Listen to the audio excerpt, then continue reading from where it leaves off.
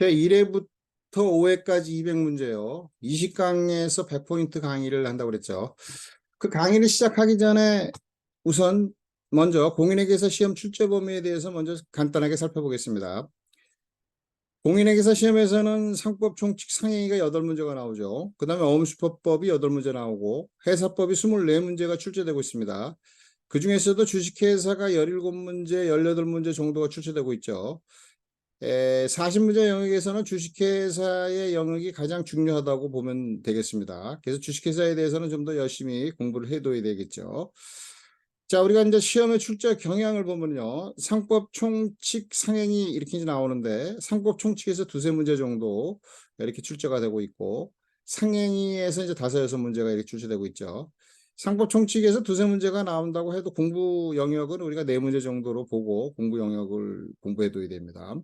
그 다음에 이제 어음수표법의 경우에서는 총론이 2-3문제 출제되고 있고, 강론이 이제 5-6문제 출제되고 있습니다. 우리가 그 시험에서 상법 총칙 상행위 이렇게 놓고 보고 어음수표법 이렇게 놓고 보면은 상행위와 어음수표법 강론은 거의 조문 중심으로 나온다고 봐야 되는 거죠. 그 다음에 이제 상법 총칙에서는 이론과 관련된 조문 문제도 조금 나오기도 하고, 그 다음에 이제 우리가 어음수표법 총론은 이론을 조금 공부해야 되는 거죠. 그래서 이제 우리가 상법 총칙 상행위 어음수표법 이 내용들은 거의 조문 중심으로 공부를 해두고 한두 문제 정도만 이제 이론 공부를 하면 되니까, 조문 공부를 하면은 우리가 16문제 중에서 한 14문제 정도까지도 맞힐 수 있다라고 하는 거죠. 조문 중심으로 공부해야 되는 어떤 부분이죠. 그 다음에 이제 2025년도에 보면은 어음수표법 내용이 폐지가 됩니다. 그 다음에 어음수표법 대신에 공인회계사법하고 외부감사법이 출제되죠. 그래서 공인회계사법은 55개 조문이고요. 외부감사법은 48개 조문이죠. 따져보면 한 100여 개 정도의 조문인데, 요 시험 범위는 우리가 이론적인 어떤 측면보다는 조문 중심으로 나올 수 있겠다라고 하는 거죠. 따라서 이제 어음수표법보다는 좀 더 쉬운 어떤 영역이다라고 하는 겁니다. 약간의 경우에 있어서는 우리가 출제자가 이제 정해지진 않았어요. 상법 선생님들은 공인회계사법과 외부감사법에 관해서 뭐 알고 있지 않기 때문에 시험에 출제위원으로 들어가기 좀 어렵고, 공인회계사나 그쪽에 연결되어 있는 부분들의 선생님들이 이제 출제위원으로 들어가긴 하겠지만 조문 중심으로 나오기 때문에 종래의 어음수표법은 우리가 거의 버리는 문제였었는데, 이거는 이제 줍는 문제다. 거의 조문만 공부해도 거의 다 8문제는 맞을 수 있는 문제다라고 하는 거죠. 그래서 이제 2025년도부터는 우리가 그 16파트에 있는 16문제 정도 영역에 있는 경우는 좀 쉽게 공부할 수 있겠다라고 하는 것이고요. 다음으로 이제 회사법에 대해서 이제 살펴보면요. 회사법은 이제 회사법 총론 각종 회사, 주식회사로 이렇게 출제 영역이 이제 나눠지는데, 각종 회사라고 하는 건 이제 한 명회사, 합자회사, 유한책임회사, 유한회사, 주식회사 이 5종을 얘기하는 것이고요. 각각 조문 중심으로 해서 이제 출제가 될 수도 있고 아니면 이제 섞어서 나올 수도 있고 하는 어떤 부분이죠. 조문 중심으로 공부해야 되는 영역이다라고 이렇게 보면 되겠고요. 그다음에 이제 회사법 총론은 약간의 이론을 이제 공부해야 되는 것이고요. 주식회사도 최근의 경우는 조문 중심으로 우리가 출제가 되고 있고, 이론도 뭐 우리가 많이 나오고 있지는 않습니다. 그래서 결국에는 우리가 이제 40문제가 최근에 출제 경향으로 본다고 하면 조문 중심으로 공부를 해야 되겠다라고 하는 것이 여러분들이 기억을 해두면 좋겠어요. 그래서 조문 중심으로 공부를 해두면 과거의 경우는 50점, 60점 정도를 맞을 수 있었던 것이 지금은 80점, 90점까지도 맞을 수 있는 영역이니까 조문을 잘 이해하고 여러 번 살펴보고 문제를 풀어보면서 해결하는, 공부해두는 어떤 방법으로 하면 좋겠습니다. 그 다음에 이제 결국에 이제 시험의 경우에 있어서는 2024년도 출제가 어떻게 나올 거냐라고 하는 걸 분석하는 건데, 요거는 하나의 기술이죠. 이 기술적인 어떤 영역은 우리가 하늘에서 떨어진 것은 아니고요. 종래 나왔던 기출문제 영역에서 거의 나오고 있는 겁니다. 그래서 5개년 정도로 해서 5년마다 한 번씩 나오고 3년마다 한 번씩 나오고 이랬던 어떤 것들이 최근에는 2년, 3년 이렇게 출제가 되고 있어요. 그래서 경우 뭐냐면은 작년에 나왔던 문제는 올해는 안 나오지만 또 내년에는 나오고 뭐 이런 식으로 나올 수가 있는 거예요. 다시 살펴본다면 23년도에 출제된 문제는 거의 나올 확률이 90%는 없어요. 한 10% 정도는 섞어서 나올 수 있겠지만, 그러고 난 다음에 우리가 이제 24년도를 이제 대비하게 되는 거죠. 그래서 23년도에 출제됐던 것만 빼고 22년도, 21년도 출제된 어떤 영역 중에서 많이 나오는 영역, 빈출 영역들을 살펴봐가지고 그걸 중심으로 해가지고 2024년도에 시험에 출제될 수 있겠다라고 하는 어떤 그런 분석을 해보는 겁니다. 자, 이렇게 우리가 이제 기억을 해두고요. 전체적인 어떤 내용들을 다 설명하려면 우리가 출제 영역을 살펴보려면 시간이 좀 걸리니까 여기서는 이제 제1강, 2강 이런 식으로 공부할 때 우리가 상법 총칙 부분이 이제 제일 먼저니까 상법 총칙의 영역만 한번 분석해 보겠습니다. 상법 총칙에서는 우리가 7파트로 볼 수가 있어요. 상법의 적용과 개념, 그다음에 상인, 상업사용인, 상호, 상업장부, 상업등기, 영업양도, 이게 7개 영역이 되는 거죠. 그럼 23년도에 시험에 출제됐던 게 상인, 상업사용인, 상업등기가 출제되었던 부분이에요. 그럼 여기에서는 우리가 상인하고 상업등기는 거의 나올 확률이 없다, 이렇게 보는 거죠. 근데 상업사용인의 경우에 있어서는 시험에 출제하는 조문은 많지 않지만 시험에 출제하기가 상당히 좋은 영역인 것 같아요. 그래서 선생님들이 이제 매년 이제 거의 매년 출제가 된다라고 보는 거죠. 우리가 상업사용인 그러면 지배인, 상업사용인 전반, 주로 많이 나오는 게 상업사용인 전반이긴 하지만 그 다음에 이제 상업사용인의 의무 이 세 파트로 나눠지는데 그걸 다 공부해야 되는 거예요. 23년도에 상업사용인 전반이 나왔다고 해도 24년도에 나올 수가 있고 그 다음에 다시 지배인이 나올 수가 있고 상업사용인 의무가 나올 수 있는 거죠. 이렇게 이제 우리가 공부를 상업사용인은 우리가 24년도에도 준비하고 들어가야 된다라고 하는 것이고 두 파트 상인과 상업등기는 빼버리고요. 그 다음에 이제 상법의 적용과 개념이 중요하고 그 다음에 이제 우리가 상업사용인 나온다고 그랬고요. 그 다음에 상호도 이제 공부를 해야 되는 거죠. 그 다음에 상업장부, 상업등기, 영업양도에서 이제 상업등기 빠지고 그러면 이제 우리가 1번, 그 다음에 3번, 4번, 5번, 7번에 관한 내용들을 우리가 2024년도에 대비하고 들어가야 된다라고 하는 겁니다.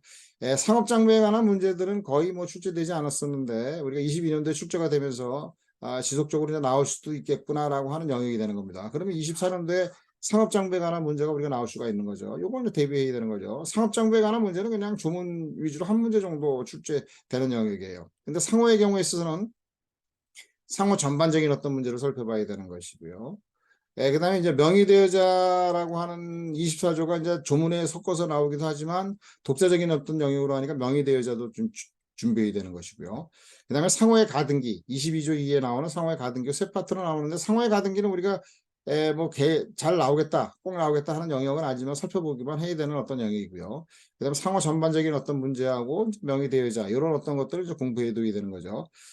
자, 그래서 우리가 상법 총칙에서 24년도에 나올 영역은 이 정도 공부를 해야 되겠다라고 하면서 이제 1강부터 강의를 이제 시작을 하게 되는 거죠. 그래서 여기까지 우리가 이제 2024년도 출제 가능 영역부터 시작해서 공인회계사의 시험의 영역 어떤 부분을 살펴봤고요. 여기까지 살펴보고 다시 이제 다음 포인트로부터는 이제 1강부터 시작해서 1포인트 이런 식으로 강의를 시작해 보겠습니다.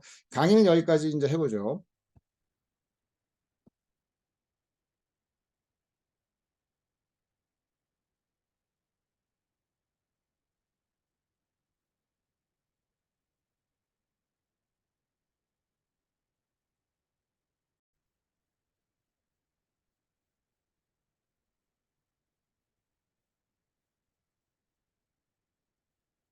제1강 1포인트를 설명해 보겠습니다. 제1강 1포인트는 상법 개념 및 적용에 대한 어떤 내용이고요. 우리가 강의 방식은 조문을 설명하고 그 다음에 이제 우리가 필요한 상법 부가 이론을 설명하죠. 이 상법 부가 이론은 대체적으로 기출문제 지문을 좀 첨부를 많이 했습니다. 그 다음에 이제 기출문제 지문 가지고 안 되는 것들은 조금 이제 상법 이론도 같이 첨부를 하는 방식으로 해서 설명해보고 요게 이제 끝나면 우리가 문제풀이로 해보는 거죠.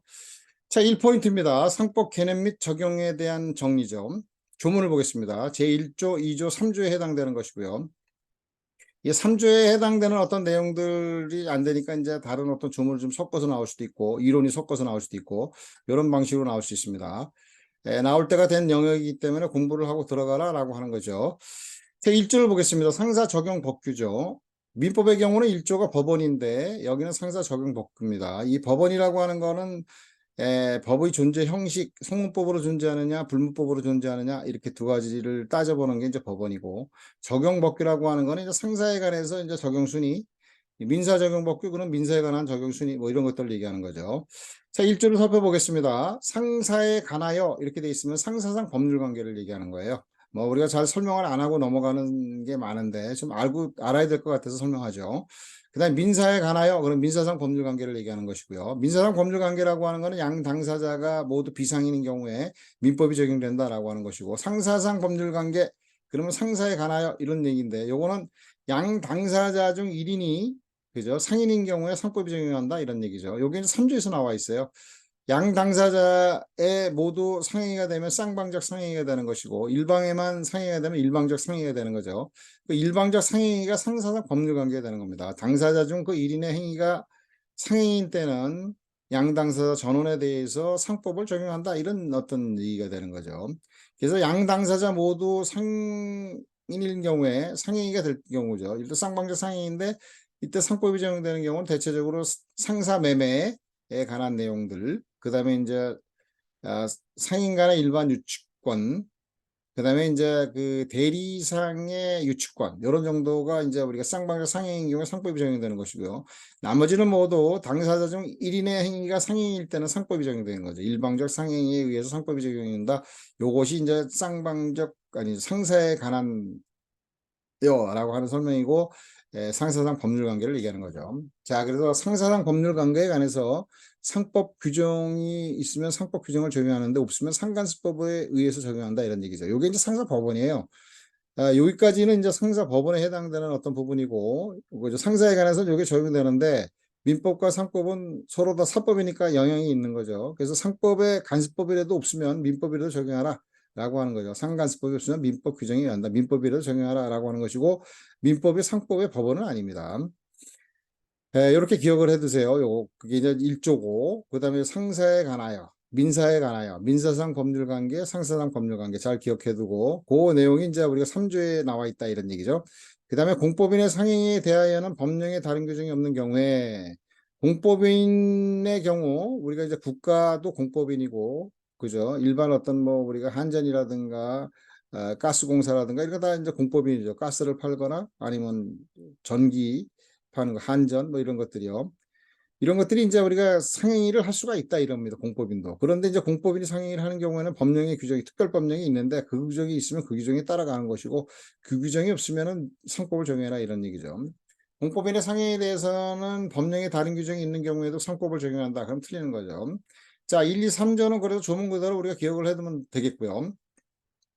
두 번째로 이제 상법 부가 이론에 대해서 한번 살펴보겠습니다. 요거는 이제 우리가 기출문제에서 나왔던 어떤 부분들에 대해서 이제 설명하고 좀 넘어가는데, 시험에서는 뭐 뼈저리게 나올 건 아니지만 알고 넘어가라. 혹시라도 우리는 이런 문제가 나왔을 때 틀리면 안 되니까.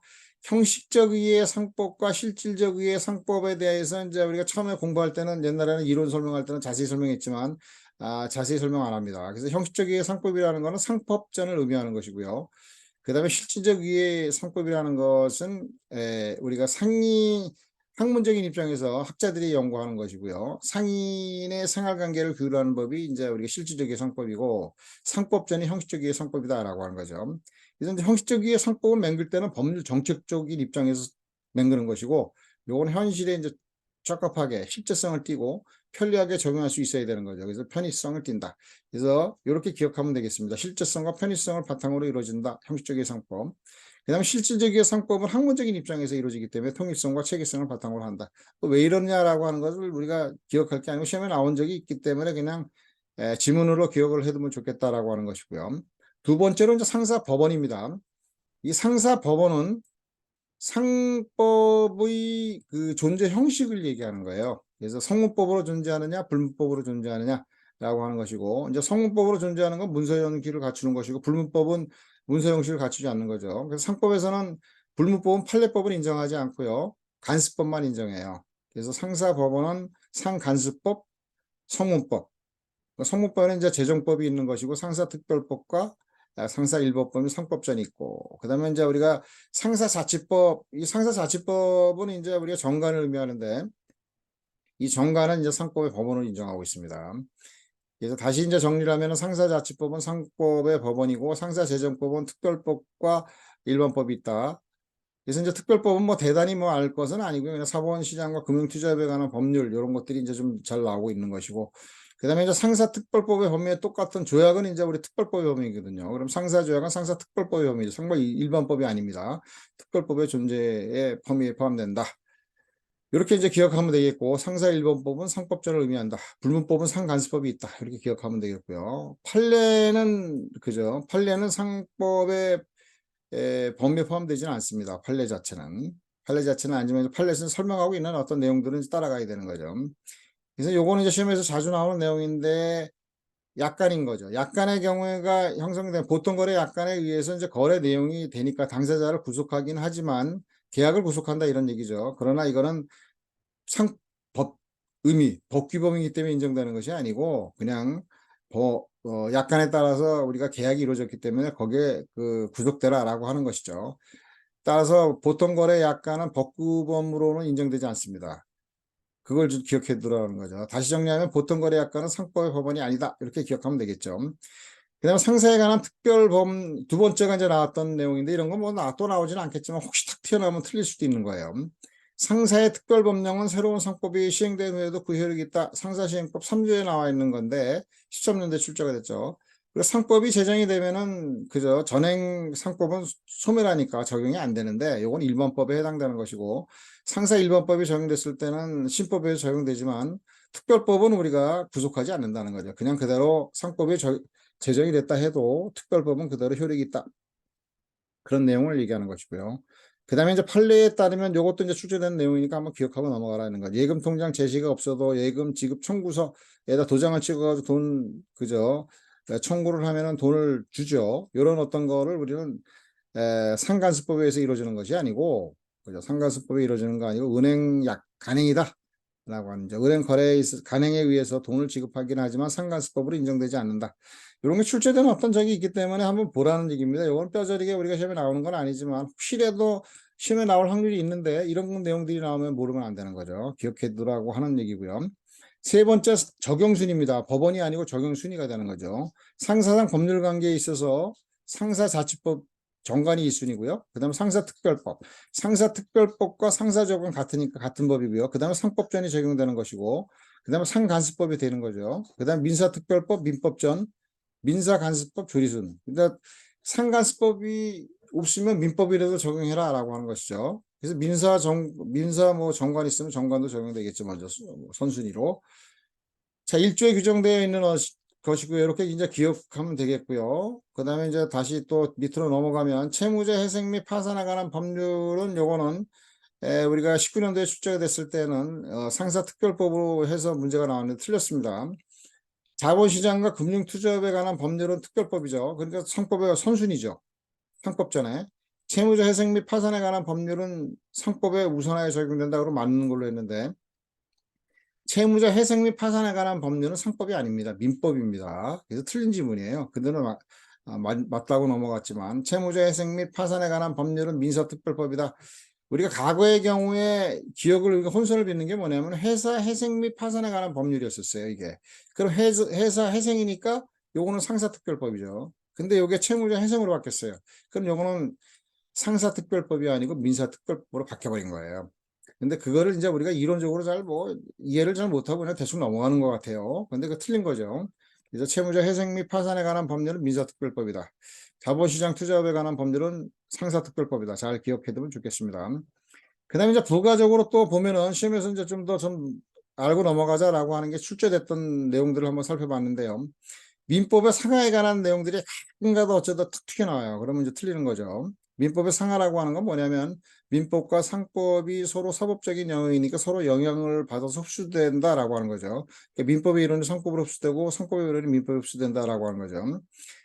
그래서 상법의 이론이 민법에 흡수된 것은 계약자의 원칙이다. 이렇게 기억하면 되겠고요. 하나가 자주 나오는 어떤 내용이죠. 민법에 흡수된 것이다. 라고 하는 것이고. 그 다음에 이제 민법의 이론이 상법으로 흡수됐다. 그건 민사회사로 보면 되겠습니다. 원래 민사회사는 민법에 있었던 것인데, 이게 회사라고 하는 거는 이제 민법에는 없는 거죠. 그래서 민사회사도 상법으로 흡수가 된 거예요. 그래서 민법에 있던 게 상법으로 흡수된 건 민사회사가 있다. 이렇게 기억하고, 그건 이제 시험에 안 나왔으니까 잘 안 나오겠지만, 혹시라도 이제 좀 하나 더 같이 기억하면 민법의 상하에 해당되는 것이다 라고 하는 것이고요. 자, 그 다음에 이제 우리가 새마을금고가 상인인 회원에게 영업자금을 대출해 주는 경우입니다. 새마을금고는 비영리법인이에요. 그 다음에 이제 우리가 도치적으로 새마을 금고의 회원들은 다 비상인이죠. 이런 거는 민법이 적용되는 건데 상법은 적용되지 않는다라고 하는 거죠. 근데 새마을 금고에서 상인인 회원에게 영업자금을 대출해 주는 경우에 우리가 47조에 보면은 상인의 행위는 영업을 위해서 하는 것을 추정한다. 47조 2항에 나와 있잖아요. 2항에서 이제 그렇게 나와 있는 어떤 내용들인 거죠. 따라서 양 당사자 중 1인이 상인이면은 요건 비상인이고 상인이지만 상사 채권 그 대출 채권의 소멸시효는 상사 채권의 소멸시효가 적용돼 가지고 민법처럼 10년이 아니고 5년이다라고 하는 게 판례 입장이다. 이런 것들이 이제 우리가 조문에 나왔기 때문에 이런 것까지 알 필요는 없지만 이것도 하나 좀 알고 넘어가면 좋겠다라고 하는 거 시험에 나왔던 내용들이다라고 하는 것이고요.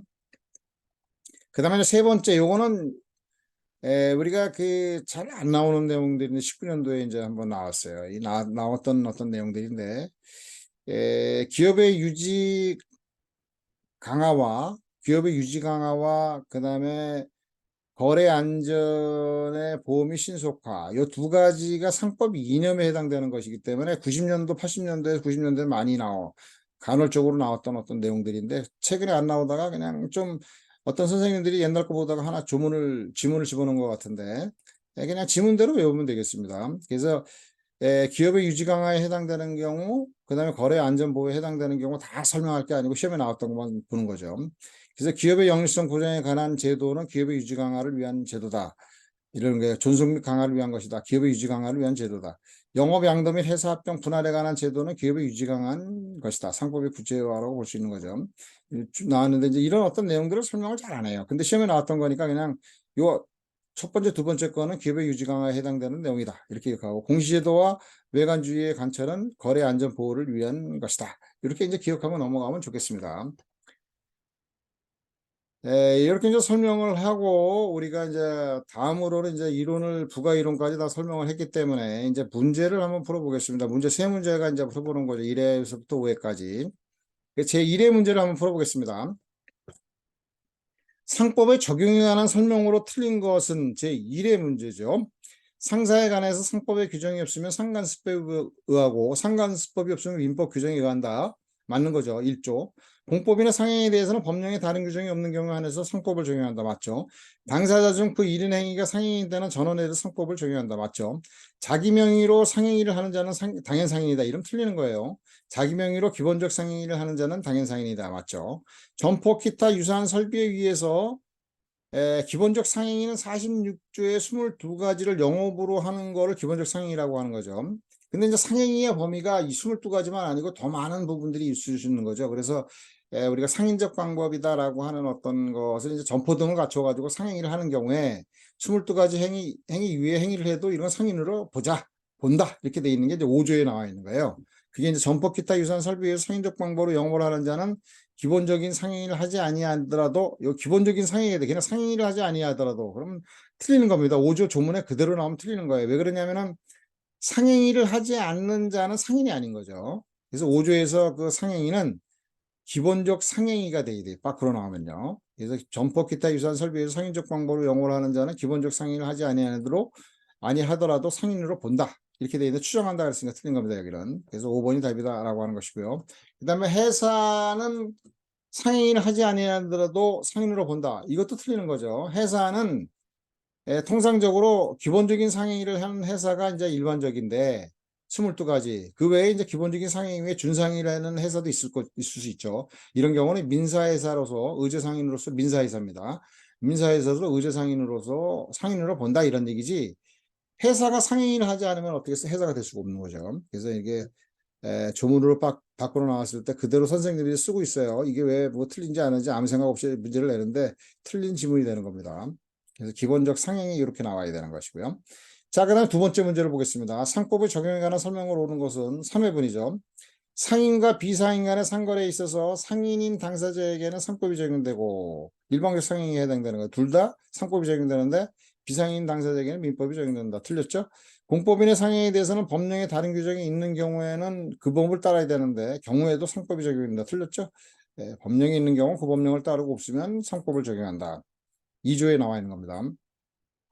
상사에 관해서 상법 규정이 없으면 민법에 의하고 민법 규정이 없으면 상관습법에 의한다. 이거 틀렸죠? 상사에 관해서 상법에 규정이 없으면 상간수법에 의하고 상간수법이 없으면 민법에도 적용하라 이런 얘기죠. 그래서 3번도 틀렸고 자본시장과 금융투자업에 관한 법률은 상법에 우선하여 적용된다. 적용순위는 상사특별법이 먼저죠. 요건 맞는 겁니다. 그래서 상사자치법 정관이 1순위, 그 다음에 상사특별법 조약까지 포함돼서 상법전, 그 다음에 상간수법, 그 다음에 민법 이렇게 이제 적용순위가 이루어진다. 기억을 해둬야 되죠. 판례에 따르면 보통거래 약관은 그 내용에 따라 계약 당사자를 구속하죠. 약관에 의해서 거래가 이루어졌기 때문에 계약 당사자를 구속하지만 해당 거래에 있어서는 법규범으로 인정하지는 않습니다. 인정한다 그래서 틀렸죠. 5번 이 판례 요 내용들이 자주 나오는 내용입니다. 이거는. 그래서 같이 요거 5번 문항은 좀 잘 기억해둬라 라고 하는 것이고요. 자, 그래서 두 번째 문제까지 풀고 지금 5회 부분을 이제 풀고 제1포인트는 넘어가겠습니다. 상법에 관한 설명으로 틀리는 것은 실질적이의 상법은 학문적인 입장에서 통일성과 체계성을 바탕으로 한다. 그죠? 그 다음에 이제 우리가 그 형식적이의 상법은 그죠? 법률 정책적인 입장에서 실제성과 편의성을 도모한다. 이런 것들은 기억하고 넘어가라. 뭐 우리가 뼈저리게 나오지는 않지만 나왔으니까 한번 기억하고 넘어가자 이런 얘기죠. 상사에 관한 특별법령은 새로운 상법이 시행된 후에도 그 효력이 있다. 상사시행법 3조에 나와 있는 거죠. 맞습니다. 계약자의 원칙은 상법상의 원칙이 보편화돼 민법에 흡수된 것이다. 민법의 상하에 관한 내용이고요. 판례에서 예금 통장 제시가 없어도 예금 지급소가 찍힌 인형과 미리 개출된 인형이 맞기만 하면 그죠? 예금 지급 청구서에다가 기재해가지고 도장이 맞기만 하면 통장 도장과 맞기만 하면 예금을 지급하는 것은 은행 거래의 간행이지 상간수법에 해당되지 않습니다. 맞습니다. 요거는 이제 아까 나온 문제하고 똑같은 내용이긴 한데 이게 중요하니까 한 번 더 이렇게 했던 것 같아요. 판례에 따르면 보통거래약관은 그 내용에 따라 계약 당사자를 구속하기 때문에 해당 거래에 있어서는 법규범으로 인정된다. 틀렸죠. 답은 5번입니다. 여기까지 이제 세 개 문제를 풀어보고요. 자, 이런 방식으로 이제 합니다. 1포인트, 2포인트, 3포인트 이렇게 해가지고 이제 1강으로 하는 건데 일단 1포인트 강의 이렇게 이제 한번 끝내보고요. 다시 이제 2포인트로 넘어가는 걸로 하겠습니다.